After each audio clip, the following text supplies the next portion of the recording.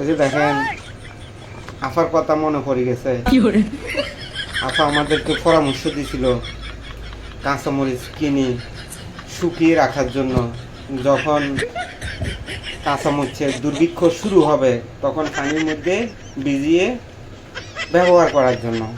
এখন আফার সেই পরামর্শ আমি এখন অনুযায়ী এই পানির মধ্যে শুকনো মরিচটাকে এখন এখানে ভিজাইছি, দেখি আগের পর্যায়ে নিয়ে আসা যায় কিনা।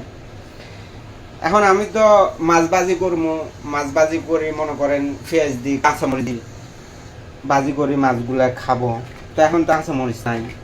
এখন কাঁচামরিচের তো অনেক দাম আরব কান্ট্রিগুলোর থেকে। এখন এই সংকটের সময় এখন মনে পড়ে গেল যে আফার পদ্ধতি, আফা তো আমাদেরকে বলে দিছে এভাবে করার জন্য, কাঁচামরিচ কিনে রোদে শুকিয়ে রাখার জন্য। যখন দুর্ভিক্ষ শুরু হবে, সংকট শুরু হবে, তখন এই পদ্ধতি ব্যবহার করার জন্য। তো এই জন্য আমি এই পদ্ধতি এখন ব্যবহার করতে আছি, দেখি আগের পর্যায়ে নিয়ে আসা যায় কিনা কাঁচামরিচগুলোকে। আর এদিক দিয়ে আমি চুলের মধ্যে ভাত বসাইছি, এদিক দিয়ে মাছ কেটে রেখেছি, এদিক দিয়ে পেঁয়াজও মোটামুটি কেটে রেখেছি। ভাত হয়ে যাবে তখন মাছ ভাজি বসিয়ে দিব। আর এই যে পানি দেখেন, এই দেখছেন পানি, এই যে পানির মধ্যে এই শুকনো মরিচ দেখেন, এই একবারে শুকনো, এই যে দেখেন এই শুকনো মরিচ তো ভিজে রেখেছি। দেখা যাক আগের পর্যায়ে আসে কিনা। আমি চেষ্টা চালাই যাইতে আছি, এখন বাকিটা ইতিহাস হয়ে থাকবে যদি আগের পর্যায়ে চলে আসে আর কি।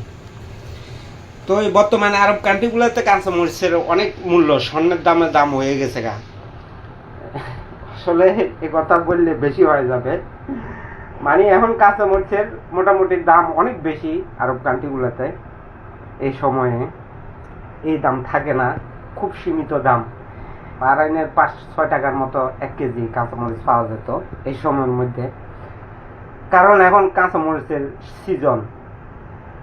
এই সিজনের সময়ে এখন কাঁচামরিচ মনে করেন আমদানি রপ্তানি হচ্ছে না বিদায়, এই কারণে কাঁচামরিচের দাম অনেক বেশি।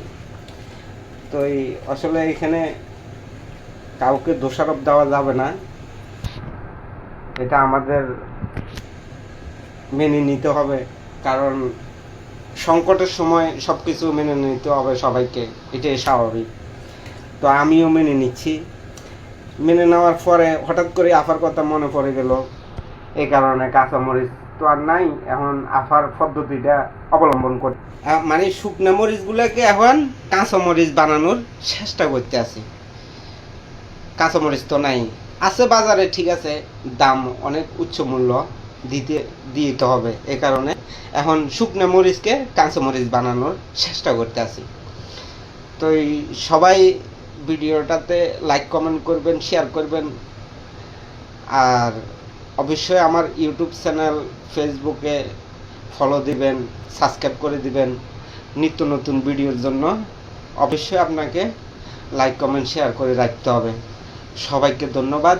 আসসালামু আলাইকুম রহমতুল্লাহি ওয়া বারাকাতুহু।